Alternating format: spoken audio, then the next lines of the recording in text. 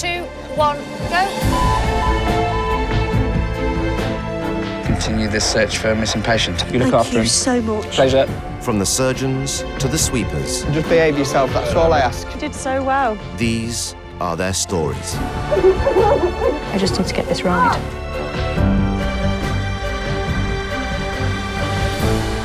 It's quite intense, but it's what we do.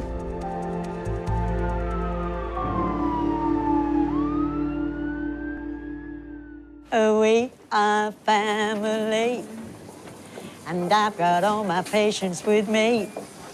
We are family at the Royal Derby. Right, where are we next? 101. 101. Female changing room. Interesting. There are 1,200 toilets and 4,000 sinks dotted around the Royal Derby Hospital. Smells delightful. Martin and John are part of the maintenance crew, employed to make them operational again whenever there's a blockage. It's usually the covers off shavers, gent shavers, plastic teaspoons, grapes, believe it or not. Makes one hell of a mess. Yeah, look. Sharing the facilities is Susie, who is getting ready for a morning shift in A&E. On there like that. Straight line down. Right. When you're ready, try that. Not very nice, but... Yeah, I've got it, John. Is it a boy or a girl? It's a bit of both, actually. Oh. But keeping the sinks free-flowing isn't the only thing the boys do around here. Helicopter inbound, 1 patient, 3 crew. Fire and rescue received, en route. They're also the helicopter fire and rescue crew. The adrenaline kicks in when that bleep goes off. We have to be up there because the helicopter can't land until we are actually up there. If we aren't there, it has to hover. I'll do the valves. You do the doors. I'll do the door.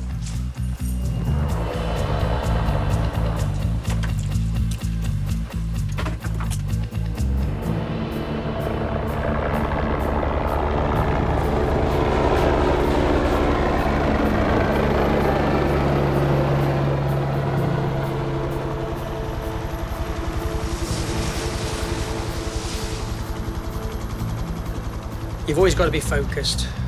As quickly as that helicopter gets down, we can get the patients onto the trolley and down into A&E. On a steel corridor, yeah. Martin runs down to seal the corridor to A&E. Can I just ask you to wait there a minute, mate, please?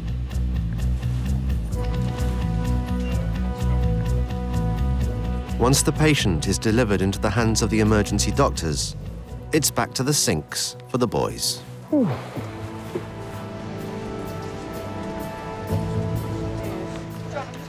In A&E, Susie is the consultant in charge. She'll have an overall responsibility for about 350 patients treated here today. It's just completely relentless. Got no control about who comes through the doors. Sometimes we have difficulty getting patients out. All I do all day is come to work and make decisions. Right, who am I going into battle with now?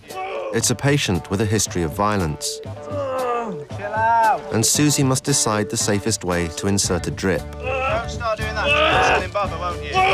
Calm down. Oi! Well, you should do, shouldn't you? Oh, for goodness sake. Less wriggling. I need to exude confidence. The patients need it, the nurses need it, the junior staff need it. Keep still, or you're going to hurt yourself. Keep still. You're going to hurt yourself, mate. Keep very, very still. We like a moving target, don't we, Craig? Not moaning. It's one of those days where everything is going to be difficult. So, I do apologise. it's not your fault on this occasion. Audrey. What's the plan then, Susie, for you to ring them or...? In a minute. I've got 2 things on the go at the minute. no, Let me no sort problem. out Mr. trying to bleed to death, and then we'll sort out him, because he's not going anywhere. Do you want us to go wait at their reception desk? I suggest a cup of tea. Right. Because he's not going anywhere, is he? All right? Lovely. Thanks for your help earlier on. We couldn't have done it without you. Anytime. Here we go, Margaret. 1 cup of tea for you, darling. That's lovely. There you go, sweet pea. All right. Good. Enjoy, my darling. I just love patients on the ward. Absolutely love them. Did you sleep all right, Ali? Yeah. Good, good, good. There we go, sweetheart. Up on the 4th floor, housekeeper Collette is in charge of keeping patients fed and watered. Right. Put my stuff away. She's like the landlady of the ward. Hope you're not making a mess of my kitchen, Doc. Good morning, darling.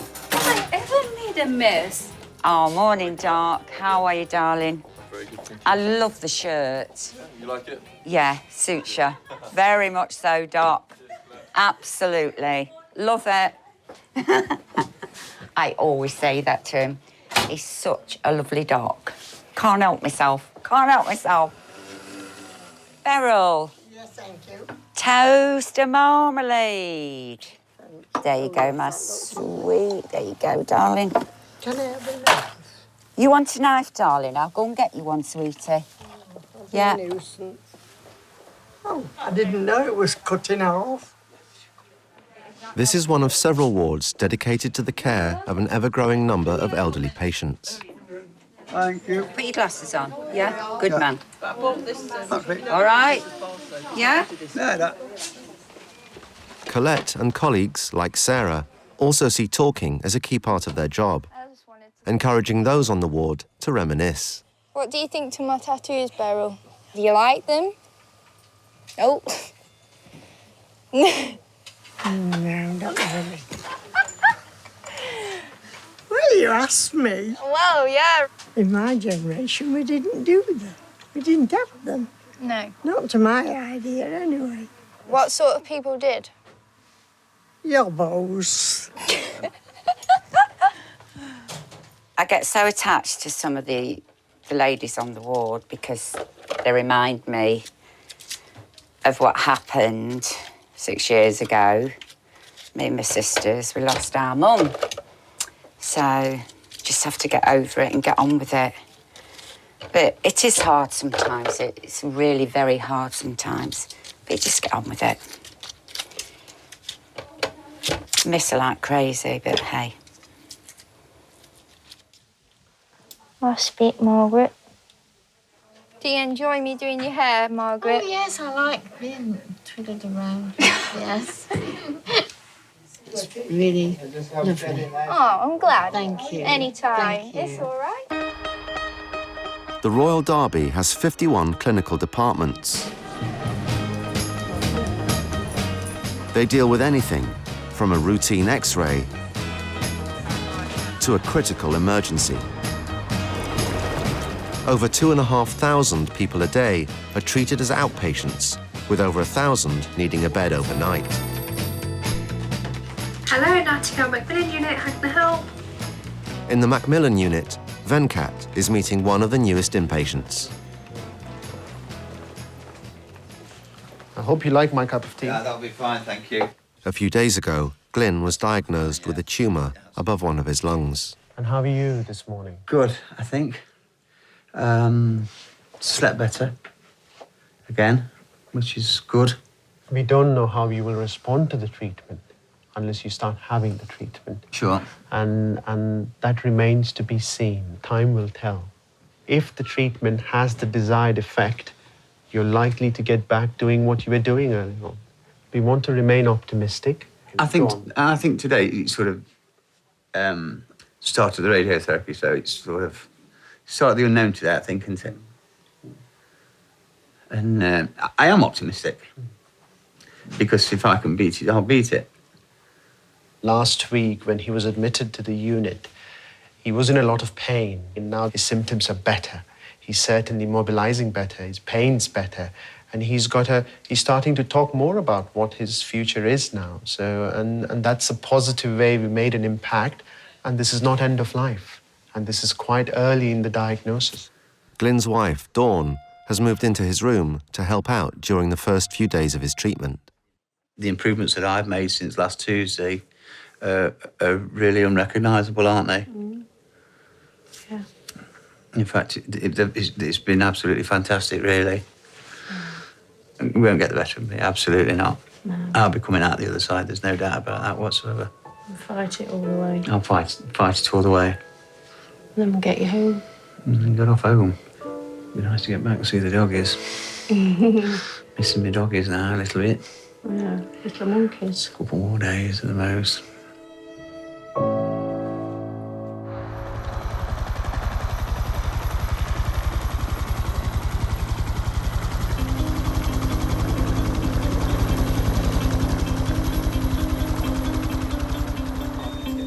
With the approach of midday, Susie is halfway through her shift in A&E.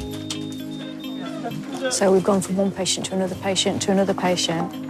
We have an enormous pressure, and the book stops with me.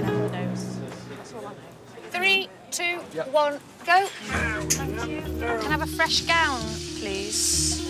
With no sign of things slowing down, a patient is rushed in who has lost a large amount of blood. He is unresponsive. Right, so we'll get you sorted. My name is Susie. I'm a doctor. Sharp scratch just at the moment in your arm because we need to give you some fluid and make sure that you're safe. I think you've lost quite a lot of blood. My role is to make decisions. Decision after decision after decision. Every now and again, you think, did I get it right? When that little bit of self-doubt starts to creep in, you actually feel that you're some sort of fraud, and at any minute somebody's going to find out. So my bottom line thinking is I'm a useless doctor. But do you know what? I'd still prefer that than be an arrogant little shit. How are you feeling now, John? I feel a bit better now, yeah. Bless you. Oh, good. Susie has stopped a potentially life-threatening hemorrhage. You're going to have a bit of washing to do. Blood on your boobs. It's everywhere in my flat. In your flat? Oh, bless you.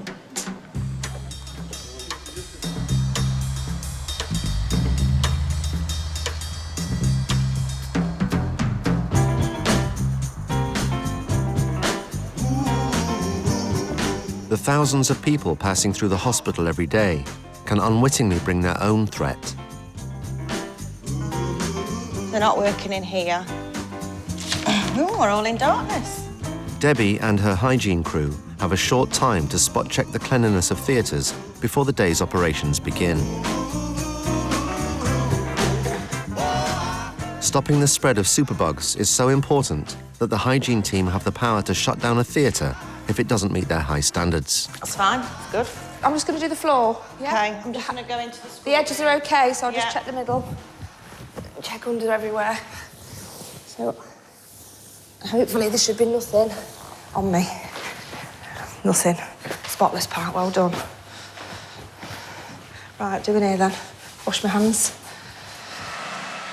In one of the orthopedic theatres, Julie is deep cleaning in preparation for the knee and hip operations in a few hours. This is where the magic's created in here.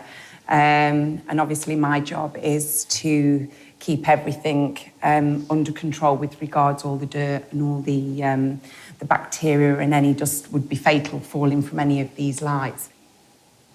I mean, the surgeons here, they're just ultimately, they're gods, aren't they? I mean, we're just mere mortals here, aren't we? I bow as they go past in the corridor. Orthopedic surgeon Arthur is operating on 4 patients today. How are you? Good, good, good. Are you all set to go? First on his list is Mr. Desange, who is having a knee replacement. As part of the service today, we give you a free shave as well. Is that okay? Yeah. Okay, don't wash this off, Dev, will you? No. Well, I'll go get my pyjamas on. Thank you. See you in a bit. See you later. Okay. As one of the hospital's most reputable surgeons, Arthur prides himself on the personal touch. Okay, right. I'll go get my hands washed. I'll see you in there, all right? Well done, Dev. He believes a relaxed atmosphere is the key to his success. Let's get it on. Tessie? What a tune. Let's get it on. Oh, yes. Ben, your line. Where You? Sensitive. The whole theatre atmosphere, as far as I'm concerned, is quite purposefully engineered. I don't think people perform terribly well in the height of stress. And I think that's one way, whether it be by music or, you know, the jocular conversations, that's just a way of keeping the theatre atmosphere fairly low-key, whilst concentrating on a technical exercise, which is this knee replacement. Giving yourself to me can never be wrong if the love is true.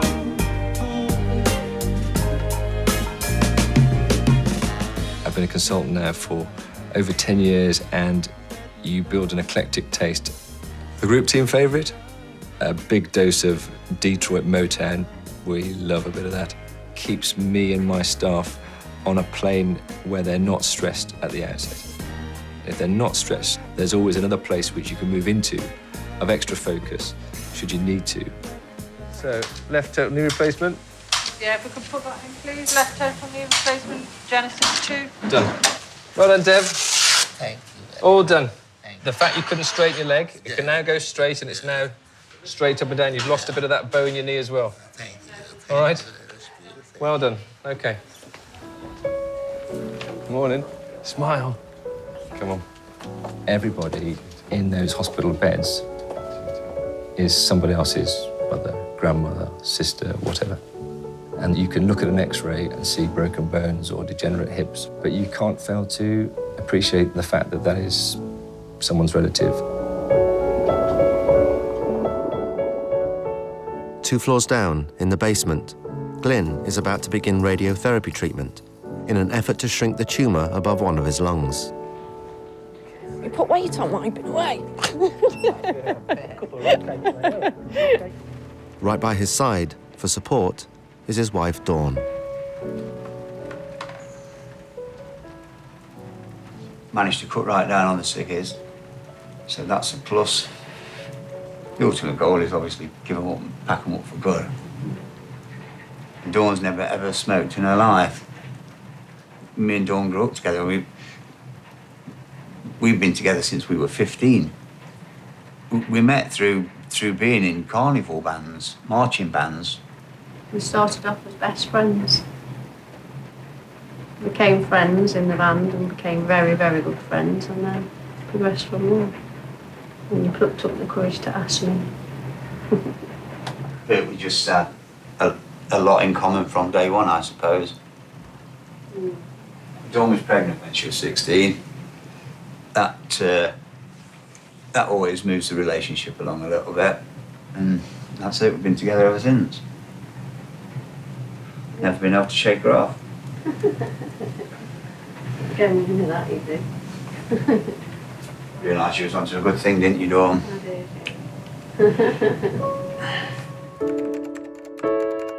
Venkat will be monitoring Glynn's progress closely. The proposed treatment for Glynn is radiotherapy. Hello, you all right? We have a good proportion of our patients who are here to manage their symptoms, and then we get them home. Hello, how are you? All right, how are you? I'm okay, thank you. We just don't know if it's going to work, but we have to try. Just go straight down now, it's fine.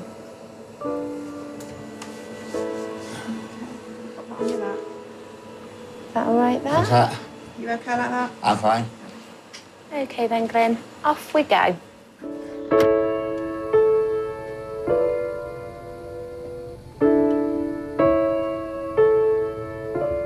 It does make me think about my own mortality. I'm 45 years of age. You think about everybody else, and you know, the wife and the kids, and the impact that it's going to have on them. They've got to go through it with you, which can't be an easy thing. Venkat should soon receive the first test results to determine how well Glynn is responding to treatment.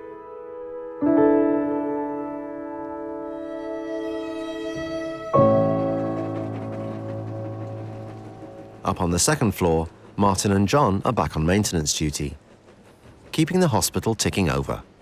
Hi, boys. All right? Yeah, I'm fine, thank you, sweetheart. Hi, Ben, you all right? Hi, Ben. How's things? Nice to see you. And you? No, it's good. Oh, well, everybody's heard about the bird. Bird, bird, bird. The bird's a winner. Well, a bird, bird, bird. Bird is a winner. Well, a bird, bird. Going up.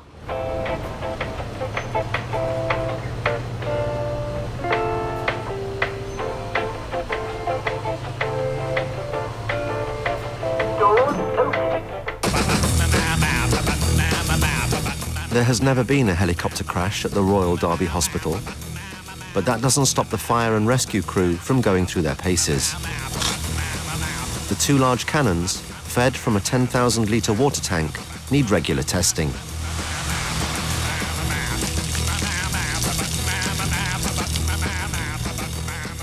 Everything functioning okay my side, how about yours? Perfect here. How about you? Everything's A-OK. Marvellous. Just checking the lights, but make sure everything's fixed as it should be. The last thing you want is one of these things coming off and flying towards you. Hey, can you remember that day? Yeah. 5 in a day. Road traffic accident. One was an horse rider. No, 2 horse riders. The gentleman who was cutting his conifer trees with a chainsaw. Chainsaw man, which is another favourite. Mm. This is the most important bit of kit for us. This is the beeper, through which we are contacted. It's also linked to the hen party do's, where he goes as John Boy, the stripper. Marvellous. But Martin and John are not the only ones with work to do on the helipad.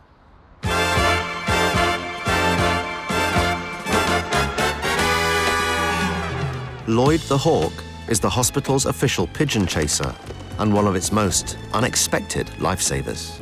There's some birds over there. Yeah, those pigeons have disappeared now. That's it. Lloyd done good. Yeah, it's good lad. By making sure the rooftops stay bird-free, he keeps the helicopters and fire and rescue teams safe.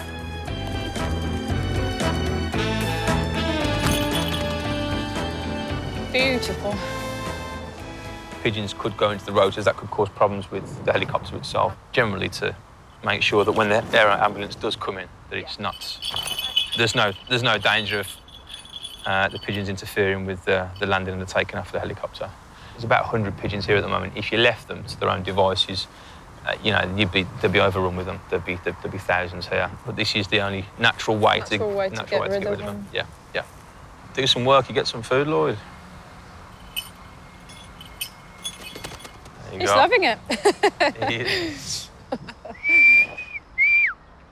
Lloyd! Please come back. Can you see him? See, he's gone that far with the wind. Now for him to come back against the wind, it's too far for him to come back all that way now. Is it? Yeah, so we have to go and get him now. Oh dear. You know. Lloyd!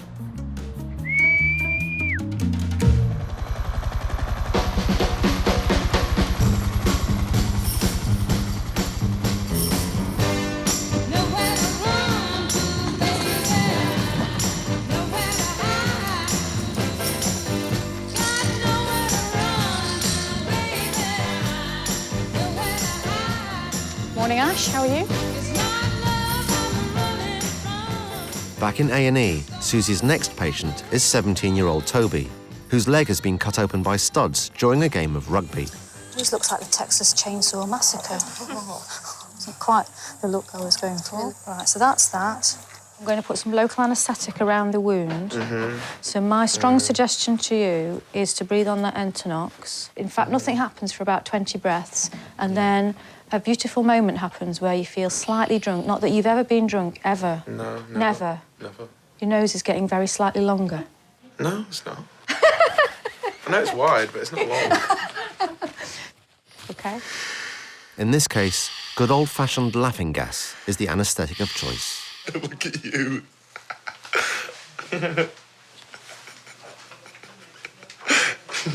He's kicked in now. He's enjoying it a bit too much, I think. Yeah. I can hear everything. OK, keep breathing away, my friend. Scratch coming. This is brilliant. All right, are you ready?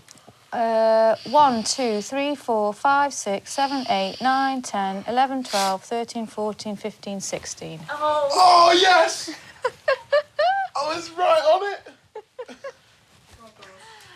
You see what's going to happen now? It's a terrible thing. Oh, no.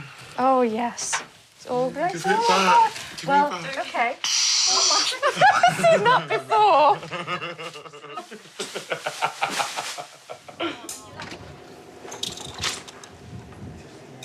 Can I bring it out? As one of the most versatile A&E consultants in the hospital, Susie's also responsible for the very young patients that stream into children's A&E. This is Frank. Frank has had 45 minutes. Looks like it's been febrile convulsion. Yeah. Initial temperature of 39.2, no count. 3-year-old Frank has been brought in by ambulance, suffering from convulsions. Susie knows that with children, their health can deteriorate in an instant. Don't worry, just relax. Just relax. Right, tell me the story from the top. His eyes rolled up. Yeah. He started seizing. His whole left side was like jolting for about 20 minutes. Just his left side? Just his left side. OK. Yeah. Then his head started going with it, like a twitch. Yeah. Vomited 5 times in total. Yeah. Then he lost consciousness completely. I put him in the recovery position. Yeah. Was he making funny noises? He was frothing. Yeah. I cannot guarantee that if his temperature goes up again, that he might have another seizure. All right. Good boy. Good boy. If a child has a seizure in front of their parents, they think their child is dying. Many years ago, my daughter wasn't very well, and so she slept with me, and I woke up in the night because she was so hot, and I was a bit disorientated, and I switched the light on and I looked at her, and she was starting to twitch. She was about to have a seizure. It must have been only seconds, but it felt like forever that I didn't know what was happening. I didn't know what to do. Let's have a peek down here. Maybe the Gruffalo lives in here. Let's have a look. All kids with a fever, you'd strip them off. The worst thing would be that he's got something more significant, such as herpes encephalitis, something along those lines, and that needs a very particular treatment. So I just need to get this right.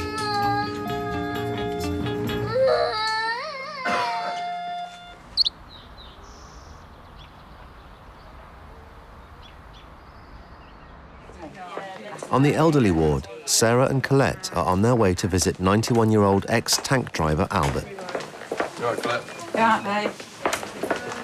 He's been off his food the last few days. Hey up, Albert. Albert, I've heard you want some help with your menu tomorrow. You want some help with your dinner menu tomorrow? I've got no clothes.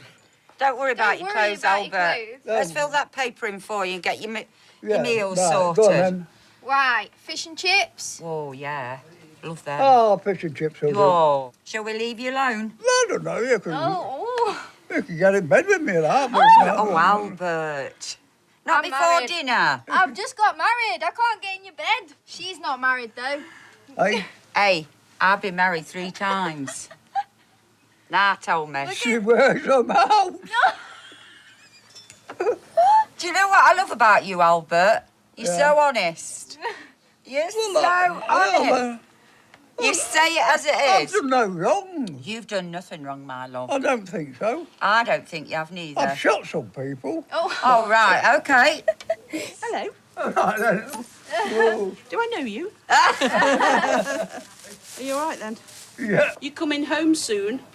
When? Probably tomorrow, if I can sort it. Oh, Yeah. Way.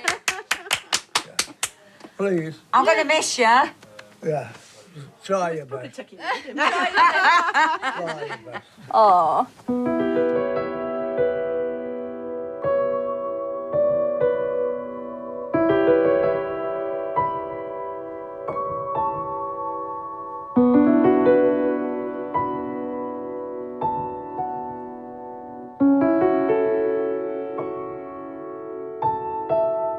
Down in the basement, Glynn is undergoing his latest session of radiotherapy. Certainly made me stop and think, that is for sure. Makes you stop and think about your lifestyle and what you do every day and the way you do things every day, and maybe things you take for granted every day. You know, just jumping out of bed in the morning and getting off to work, and then all of a sudden, everything's a challenge. Poor Glynn, hope he's getting on all right in I wonder how he's radiotherapy. getting on down there, bless him. Oh no, he was in such a lot of pain, wasn't he, last No, night? it breaks your heart, doesn't it? He's so young, bless him. It's not fair. Eileen and Laura are responsible for Glynn's welfare on the ward. Oh, I gave him a big cuddle earlier, and he nearly cried. And then I nearly cried. Oh, it's... I don't think I've ever cried so much. I know, it's so sad. Working here, as I have anywhere else. And sometimes you wish you could just do a bit more. I know. It's so hard, isn't it? Bless him. I wonder if Glynn will be back for dinner, in time for dinner. I'm not sure. It's been a couple of hours, hasn't he? I didn't think he'd be that long, to be honest. Hope he's all right. Back in his office, Venkata has received the results regarding Glynn's progress. Sadly today, I have to deliver the news to Glynn that radiotherapy is not working, and this will come across as extremely heartbreaking for him and his family, as this means he has a limited amount of time. Conversations like these involving breaking bad news are never easy. The patients need to be offered the option of knowing what's happening, and it's important for us to be open and honest with them. Hello again. Hello again. This has been a challenging week. Challenge may be an understatement. We are talking about treatment being palliative here, and that means to control the pain, to give you a good quality of life. Mm-hmm. It may not add a lot from a quantity point of view. And hence it makes me say, we're looking at months here. I'm expecting somebody just to walk through the door and tell me that I'm better and it's all sorted and off you trot. I've heard that before. And it's a difficult place to be. What have I done in 45 years that have got me to where I am today?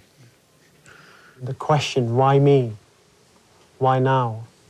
Is something people ask all the time. Yeah. And then obviously got on in the back of your mind, it's pretty inevitable now. I think that I'm going to be leaving people behind a lot.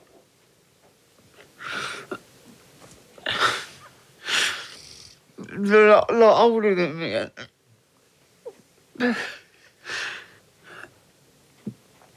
You know, I'm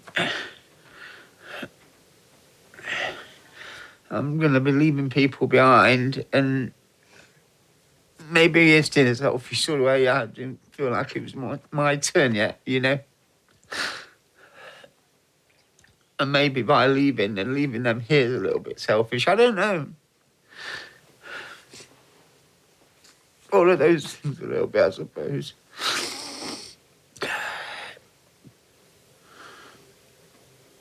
Make the best of what we've got. I promise you this, we will try our very best to support the family.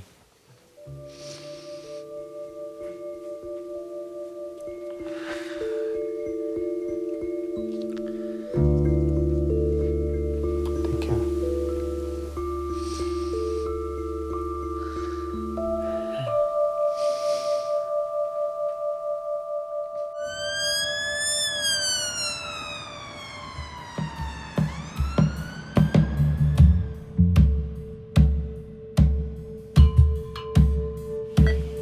In children's A&E, 3-year-old Frank's condition still hasn't improved. Are you hot again? Are you hot? He's probably tired now, I don't know, but he's just not all there, you know, it's not. You know, when I was saying, look at the telly, and he was looking at other things, and he knew the telly was there. I don't know, he was just funny. Should knock on for 6. Oh, very much so. It's yeah. exhausting. So is this very unusual? Yeah, I've never seen him like this. What I'm going to do, I'm going to ask the nurses to check your numbers again, because we want to make sure that this temperature is coming down. Dad says he's not quite back to his normal self. If his temperature whizzes up again, he could have another seizure.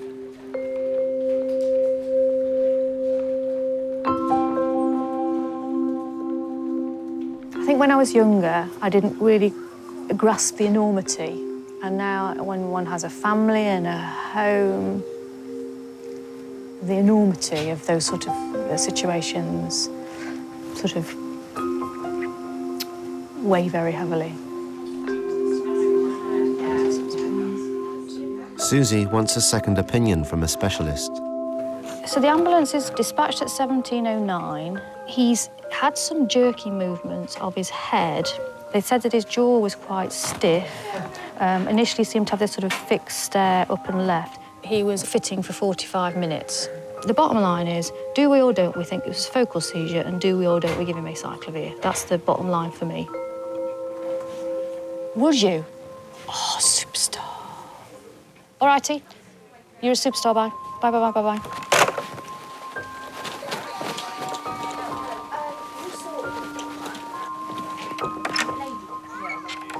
Very slight change of plan. I have my friend who's one of the paediatric doctors. Either A, she'll say, actually, do you know what? I'm happy now. Or perhaps we need a bit more time and a bit more information. Rosemary, slight change of plan. Liz will see him upstairs. All right. Sorry? Because we're on the mission. And once again, we're feeling a lot better. Bye-bye, beautiful. Bye-bye, beautiful. Say bye. Thumbs up. Thumbs up, I'm liking it. If I'm going in the wrong direction, I need somebody to be confident, to respectfully tap me on the shoulder and say, Susie, have you thought about something else? There can never be a time when all of us know everything, even as a consultant. We need to have our radar on all the time to be able to just gently say, are you okay with that patient? Is there anything I can do to help? And that's part of the supportive environment that we have here. That's a good jump. Frank will stay on the paediatric ward for further investigations until it's safe for him to go home.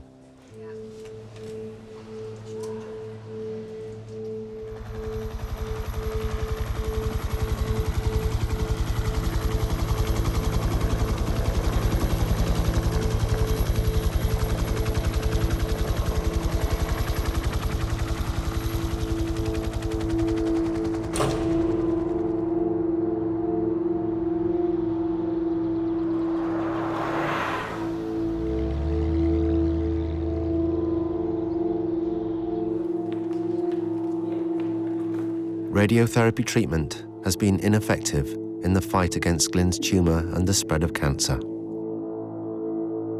His condition has deteriorated rapidly. Glynn, at this point in time, is unable to eat and drink, remains in his bed, not able to talk to his family. Sadly, he's dying. Cancer is so shocking in the way it can take one's life rapidly, and we will do everything we can to keep him comfortable and support Dawn and the rest of the family for as long as they need us. You slept in this room for 3 weeks now. Nearly, yeah. Things have changed a lot. Yeah. Last 2 days. I've got a queue strong for Glynn because he needs me. And so I'm just basically holding it together. Please do look after yourself. I am. Continue to look after yourself and let us help support me. you all, Yeah. please. Yeah. It was a little hard at first because I was like, you know, I don't want to impose on anybody or like I was asking too much, but now I've come to realise that, you know, they're all brilliant and they're here to help me and I'm going to let them. Please do. I am. Nice to see you. And you. Take care. Pleasure. Take care. Thank you. You build up such a strong bond with these people that, you know, you spend more time with them than you do with your own family. You don't put on this uniform and put on a front and put on a show. You mean every word that you say, and every cuddle and every kiss. In that moment that somebody's dying, I remember all of the things that people have said, and it will never leave. Like, where have you gone? I love you and thank you for having me.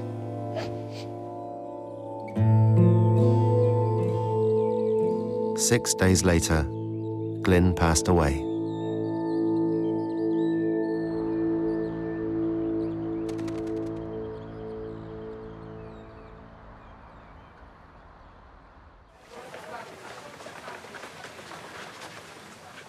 There'll always be a steady stream of patients coming here at the Royal Derby who are often at their weakest and most vulnerable. Sometimes we can fix them, and sometimes we can't. But the key thing is we'll never stop trying. Just painting your leg up now, Mr. McIntyre. Giving you a nice brown suntan, except it's only on the one leg. Right, screen's up there, Mr. McIntyre. I'll see you in about an hour. 54 by 32 contemporary socket, please, matron. Oh, yes.